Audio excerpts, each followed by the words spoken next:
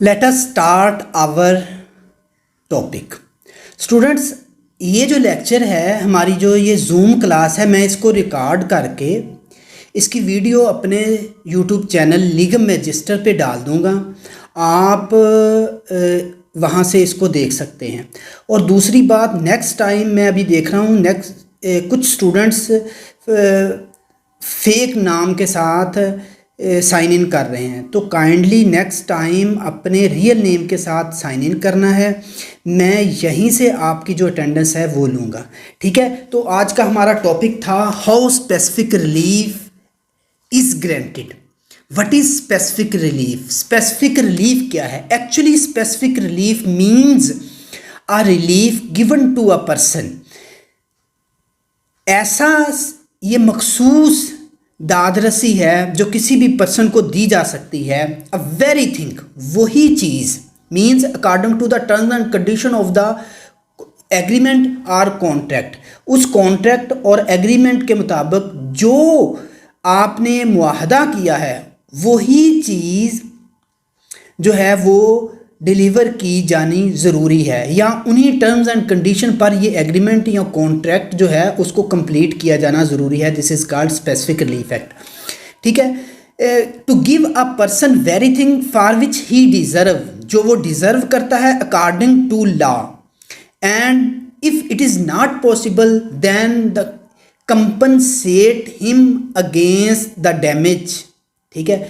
और इसमें एक वर्ड यूज हुआ है रिलीफ। रिलीफ मीन्स है अ रेमेडी, एक ऐसी दादरसी है जो ऑब्टेनेबल हो bye the court of justice, जो कोर्ट ऑफ जस्टिस से हासिल की जा सकती हो, ठीक है।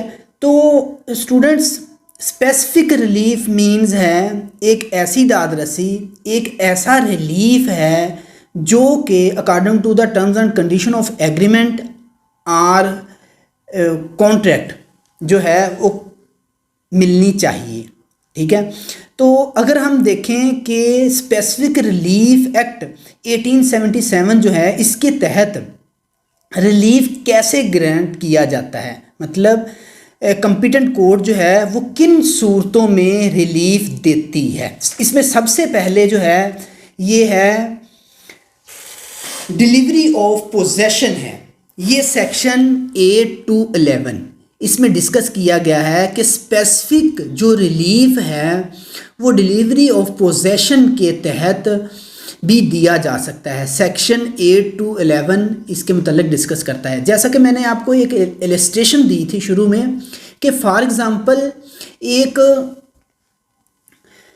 एक एंटीक पोस्टर है, एक एंटीक कोई तस्वीर है, कोई वॉल हैंगिंग है, ठीक है। उसके मतलब एक कॉन्ट्रैक्ट होता है। एक पार्टी ए जो है वो बी को कहता है कि मैं बेचना चाहता हूँ और बी उसको ख़रीदना चाहता है। उनके दरमियान एक मखसूस प्राइस के अगेंस्ट जो है वो एग्रीमेंट तय पा जाता है।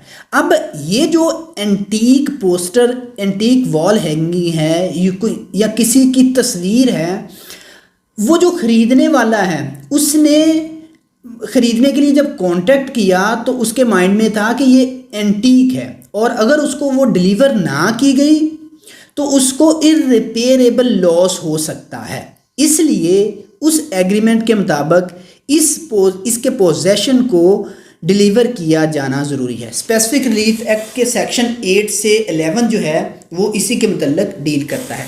इसके बाद स्पेसिफिक रिलीफ एक्ट कैसे ग्रांट किया जा सकता है, इसके बाद स्पेसिफिक परफॉर्मेंस ऑफ कॉन्ट्रैक्ट है। मुआहदात जो हैं वो according to terms and condition is complete या परफॉर्म किए जाना ज़रूरी हैं।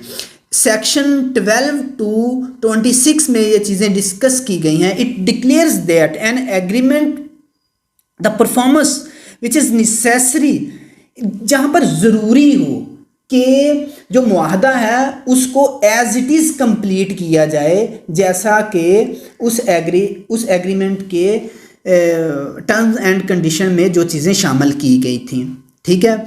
इसके अलावा जो नेक्स्ट वन है वो है इंजेक्शंस की सूरत में, हुक्म इम्तनाई की सूरत में। हुक्म इम्तनाई under section 56 of specific relief act है। अब देखें अगर आपका कोई ऐसा राइट वायलेट होता है, ऐसा सिविल राइट वायलेट होता है जो कि अगर वायलेट हुआ या आपका कोई ऐसी लाइबिलिटीज़ जो इन्फ्रिंज्ड होती हैं, तो ऐसी सूरत में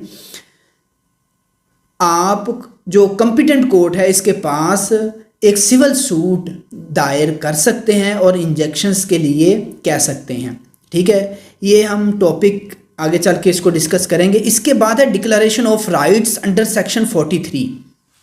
any person entitled to any legal character or any legal entity, अगर कोई भी पर्सन जिसका कोई लीगल कैरेक्टर हो, कोई लीगल एंटिटी हो, ठीक है, और उसको डिनाई किया जाए या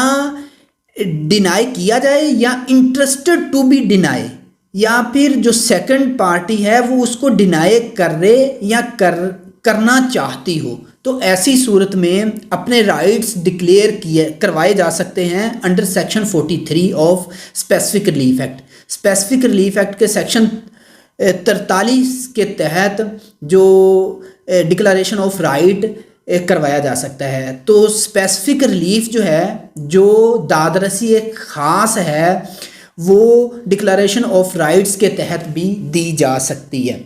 स्टूडेंट्स, इसके बाद है अपॉइंटमेंट ऑफ रिसीवर। एक कॉम्पिटेंट कोर्ट जो है वो स्पेसिफिक रिलीफ दे सकती है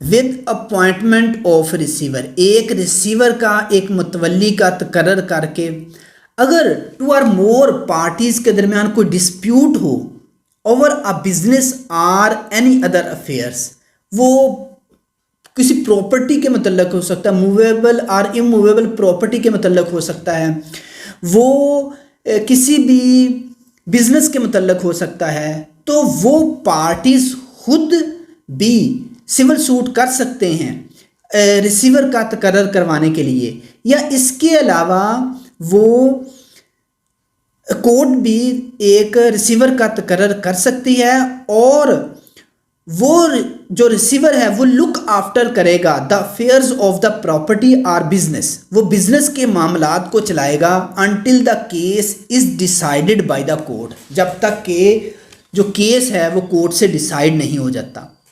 ठीक है स्टूडेंट्स, इसके अलावा भी कुछ मूड्स हैं, कुछ तरीके हैं जिनकी बुनियाद पर जो स्पेसिफिक रिलीफ है वो ग्रांट किया जा सकता है। इसके अलावा रेक्टिफिकेशन ऑफ इंस्ट्रूमेंट्स हैं अंडर सेक्शन 32 टू 34। सेक्शन 32 से 34 जो है वो रेक्टिफिकेशन ऑफ इंस्ट्रूमेंट्स हैं।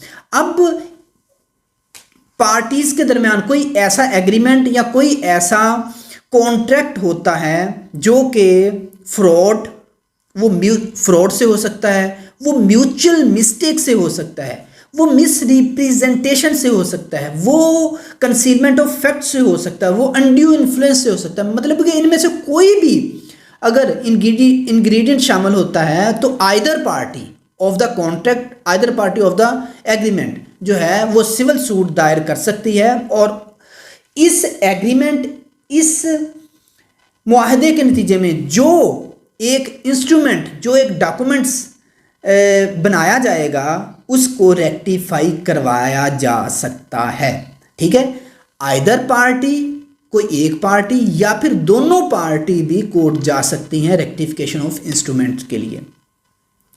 स्टूडेंट्स, इसके बाद स्पेसिफिक रिलीफ जो है वो कोर्ट ग्रांट कर सकती है, वो कैंसिलेशन ऑफ इंस्ट्रूमेंट जो है अंडर सेक्शन 39 टू 41 के तहत कर सकती है। अब जैसे कि मैंने पहले आपको बताया, कोई भी एग्रीमेंट, कोई भी कॉन्ट्रैक्ट जो है वो कॉन्स्टिट्यूट होता है विद फ्रॉड, विद मिस्टेक, और म्यूचुअल मिस्टेक हो सकता है, वो मिसरिप्रेजेंटेशन के तहत हो सकता है, वो मिसलीडिंग हो सकता है, वो कंसीलमेंट ऑफ फैक्ट से हो सकता है, वो अनड्यू इन्फ्लुएंस से हो सकता है। मतलब कि कोई भी ऐसा मुआहदा जो जिसमें ये चीज़ें पाई जाएं, ये उनसर पाए जाएं, ये एलिमेंट्स पाए जाएं, तो ऐसे मुआहदात और उसके नतीजे में बनने वाले डॉक्यूमेंट्स, इंस्ट्रूमेंट्स जो हैं वो रेक्टिफाई करवाए जा सकते हैं, और ऐसे मुआहदात